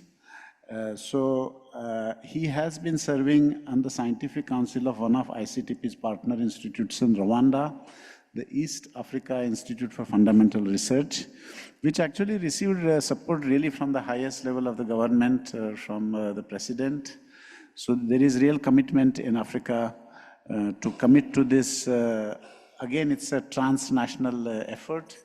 And I would like to ask, this is like South-South collaboration, an example of this. Another is the center in Brazil, but maybe Ali, you can say something about it. So thanks very much, Atish, for that introduction. So just to give you all a bit of a context, I mean, you've heard from many of the previous alumni that a lot of ICTP's programs have really relied on bringing young people to the center. And while this has been extremely successful, as you've seen, the model doesn't scale. And so it's impacting a fewer number of people, and it's not really building local capacity on ground. And so the East African Institute for Fundamental Research, IFR as we like to call it, started 5 years ago as an attempt to fill this void. And so to really try to build capacity on ground in Rwanda, in Kigali. But as the name says itself, it's East African. So it's really supposed to be a place that's going to garner and nucleate people from all over East Africa. But then we really envision that this will be a place that will be an international hub for fundamental physical sciences on the African continent. So that's one very important part of let's say, the project. Another very important part of this project is, of course, that we have a master's and a PhD program there. So education and training is really an integral part of the, let's say, the mission. And of course, as this has been highlighted in several of the previous discussions and talks, a background and training in fundamental science is critical for policy making for the social sciences. And so we really see that this institute in Africa is going to be a place that all African countries and hopefully the international community feels a part of. And so I really invite all the African countries to be a part of this project. Thank you, Ali. And I would like to signal this to member states and UNESCO that we would really, this could be also something that we can work together. It would be great if we can generate fellowships from Eastern African countries to go and study in Rwanda, for example. That could be a very interesting project. So let me now come to the last panelist, Professor Mustafa Fall. He is a professor and president of the African Institute for Mathematical Sciences in Senegal, a mathematician. He started his training as a postgraduate student at ICTP. He earned his PhD in CISA, which is a sister institute at of ICTP, and has held postdoctoral positions around the world. And before returning to Senegal, he is the 2022 recipient of the Ramanujan Prize for the young mathematician from the developing countries. And actually, the president of Senegal that time sent a very nice message. So actually, Mustafa, I have a question which is similar to what Professor Ahosh mentioned, that, and it's an important point for policymakers, that what is the significance of, let's say, it's clear, even though quantum physics is quite far abstract from stones and sticks, we can still see some importance of it coming from technology. What do you see as the role of mathematics in the developing country like Senegal? Or what do you think is the importance of? Thank you very much, Adit. Well, it is an interesting question, which have almost been answered by the speaker, such as Professor Arosh.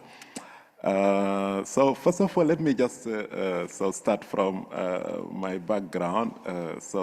In Senegal, so at the university where I did my master's degree at the University of St. Louis, so at that time there was only applied mathematics, and I started doing numerical analysis of Saint-Venant equations. These are equations coming from Navier-Stokes equations, and applied this fluid dynamics, and also numerical analysis of viscoelastic thin plates, so things from solid.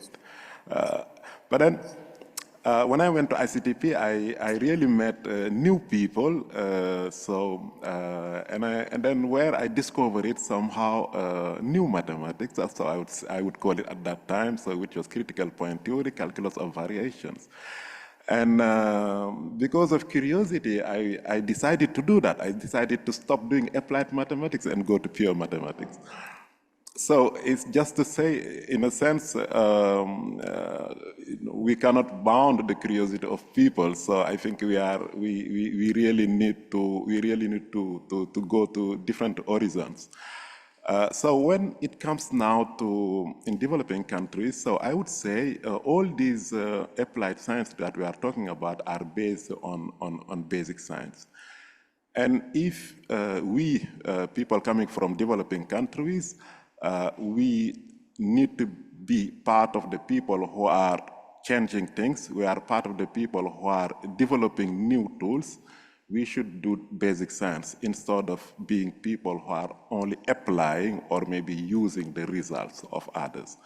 So this is somehow the simplest question. This is the simplest way that I can answer this, or maybe in another simple way also would be that, so should we question the fact that we want to understand how the pyramids in Egypt were made? So this we are not, of course, expecting to build new ones, but we need to understand also this for the betterment of humanity. So this was it. Thank you. Thank you. I have a number of questions I would like to ask, but maybe we should take them over reception in view of the time. And I welcome everybody to the reception where we can continue this discussion. So now I think we have a couple of questions and answers, right? And then concluding remarks. Will you do this? So thank you.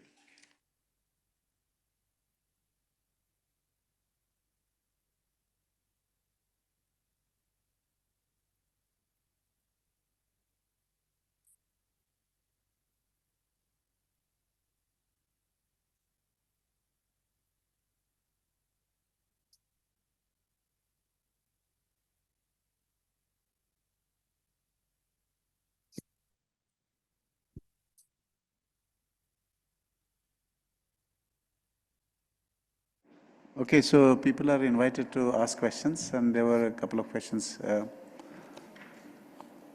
there are also some questions online, right? That we are going to, no, not anymore. Okay, good. So I thought we had questions online. In which case, I think it's easy. If you have any questions, please feel free to ask. Or everything was very clear.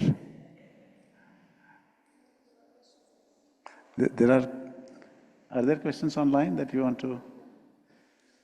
No? Okay.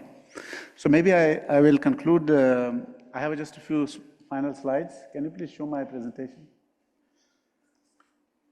Just to wrap up, I think, and I hope this clicker works now.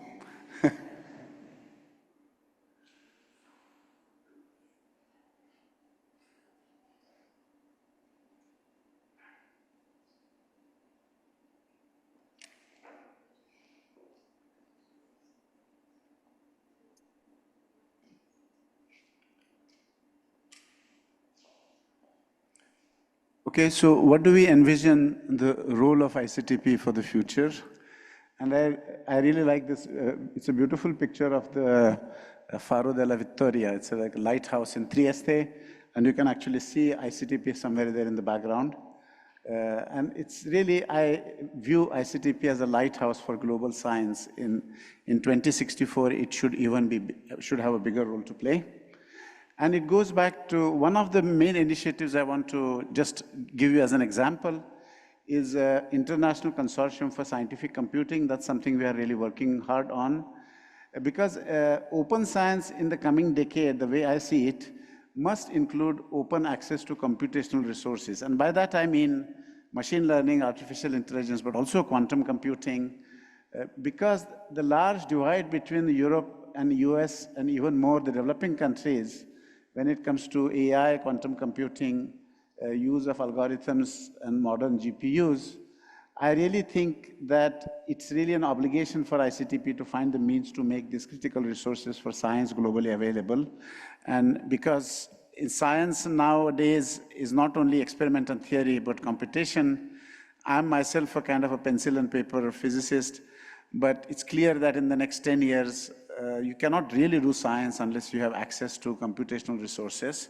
And I think that's going to be a priority for ICTP. And in this respect, I think already this has been said already in this beautiful talk of Professor Arosh, that it is very important to appreciate the essential unity of science in national policies and public investment. One cannot really jump to quantum technologies without somebody in the country understanding quantum mechanics or artificial intelligence, without a good base of people trained in basic physics. And in this respect, I remember there's a quote of Euclid when the Emperor Ptolemy asked Euclid to teach him geometry. He found it too hard, and he asked Euclid, can you simplify it? Can you make it a bit simpler for the emperor? And Euclid is supposed to have said that, I'm sorry, but there is no royal shortcut to geometry. And I think there is no royal shortcut to quantum technologies. I don't think you can jump to quantum technologies without doing quantum science. And this is the idea behind this consortium. And here, again, ICTP's power comes to play. We have already signed an agreement with South Africa, with their national agencies for financial contributions. With Brazil, we are working on it. With IBM and Quantinuum, with Cineca and INFN, these are the major supercomputing facilities in Italy. INFN is the Italian major national institute, and the Swiss supercomputing facility. So the whole goal is to make computational tools and computational science, including quantum computing and quantum science, available to a broad class of people around the world. And final role of ICTP that was mentioned as a door opener. Somebody, I think Marcia said this, that we really need ICTP to open the doors. We cannot have quantum technology sort of a privilege of a few companies in the west coast of the United States. And ICTP is a kind of place which can make it happen. It's a place where people from diverse backgrounds can come together. For example, the Sesame project in Jordan really started in a bar in ICTP. Of course, many other places played a role, but this is a wonderful example of international cooperation in Jordan, funded by countries which may not be politically on good terms with each other, to do science together. And this started with one of the seminal conferences ICTP funded in Dahab in Egypt in 1996. And the project has really taken off now under the aegis of UNESCO. So there are similar role for ICTP, I imagine, with the LAMP project or Southeast European International Institute for Sustainable. This is for a proton machine, cancer therapy machine. And also ICTP has been playing a role in international years, International Year of Light, quantum science, basic sciences, and the IBSP, which is the International Board for Basic Sciences of UNESCO. So I think there are many, I imagine that ICTP has a much more important role to play in the coming years. We have a great celebration planned this year. Apart from these information sessions, we'll have another one at IAEA in Rome. We have a big celebratory event in November. We have 8 major activities around the globe. We have a couple of very important international symposia, and it's all very closely related to the Summit of the Future, which is important to the United Nations. So I think I will stop here with this final quote, of which I really think emphasizes the role of fundamental science and the role of a place like ICTP. I think Salam was also fond of this quote. In the conditions of modern life, the rule is absolute. The society which does not value trained intelligence is doomed. Today we maintain ourselves, tomorrow science will have moved on yet more step, and there will be no appeal from the judgment that will be pronounced on the uneducated. And by this we mean it's really education, science, and culture, I think. And this is where I see the role for ICTP, that in the coming years, it's absolutely important that the global South is fundamentally engaged, because some of the questions that we are going to be facing, like climate change, is fundamentally a global problem where international cooperation is essential. And this idea is no longer valid, that we can have our little corner of safety and luxury in a small part of the world. because one day in some ways, we are very fundamentally connected. And I think this is where I think the role of ICTP and institution like ICTP is very, very important. And of course, UNESCO. Thank you.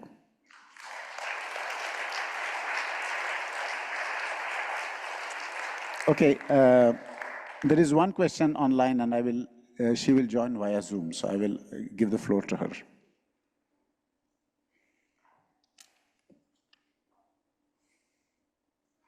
This is an intervention from Pakistan, I think.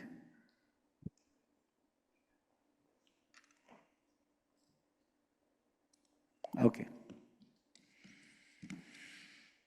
Okay, please go ahead, Imrana. Okay. My name is Imrana. I just want to remark on my long association with ICTP. It is almost 36 years. I visited ICTP in 1988 for the first time to attend a winter activity in optics. As a young student of Department of Physics, Quaid-e-Azam University, Islamabad. Department of Physics has special significance because the founding members were Professor Salam's students. So during that visit, I had an opportunity to meet Professor Salam. That meeting deepened my interest for physics and a will to do something for my country and its people, especially in the area of science. So that's defined a path for me to follow in future. So in past 36 years, I visited ICTP as a student, as an associate, as a tutor, as a trail fellow, as a lecturer to winter activity in optics. Since 27, I realized how much scientists there are committed to work for underdeveloped countries like Pakistan. Here I found not only the great learning, but also a great source of encouragement. The city of Trieste and ICTP are like a second home to me. All my relations with everybody in the field of optics is because of ICTP. I want to give I have three international recognition. First is in 2004 ICTP award. I give it to credit to ICTP. Then in 2017, I win this, I have Spirit of Salam award. And in 2022, I have a Diversity Inclusion Award from Optica. But Optica people know because I'm visiting ICTP during winter activity. I'm honored to meet Professor Harosh a couple of times during Winter College on Optics at ICTP. So in short, ICTP has a vital role in my professional life.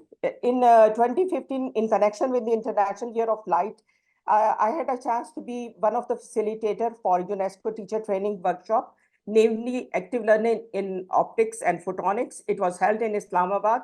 The success of ALO broadened my vision and guided me to establish an active learning in optics ALO group, a self-funded group under the umbrella of ICTP and QU, to bring physical sciences to underprivileged school, colleges, universities for girls and women in remote area of Pakistan. It started in 2016, and in January 2024, I'm proud to say that we are done 70 outreach one-day workshop in different parts of Punjab and also in KPK.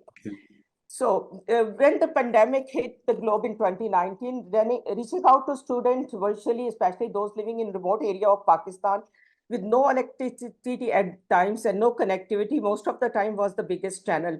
So this lead to the foundation of Pak ICTP Alumni Society. It aims to nurture research collaboration, organize scientific outreach activity, provided career and vocational mentorship, and help to develop active academic linkages between Pakistan and Italian Educational Institute. So I'm the founding member of ALO and also the PIAS. And so far we are done with, in past 3 years, we are done with 40 excellent lectures by Atish, Sandro, all the eminent scientists working at ICTP and around the globe. So it is all because of ICTP. It defines, it sharpens my career. It defines what I am today. Thanks to Atish, thanks to UNESCO and ICTP. Thank you, Imrana. I think Imrana has been leading this Pakistan Alumni Association of ICTP. So thank you, Imrana, for joining us. Thank you. So I think I'll give the floor to you. Thank you, Professor Dabalka, and for the intervention by Amana.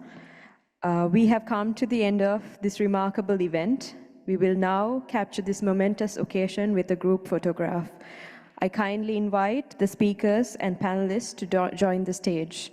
Following the photo taking, we invite everyone to join us for a reception outside, where the Picasso mural awaits, providing the perfect backdrop to celebrate ICTP's enduring legacy and exciting future. Thank you, everyone.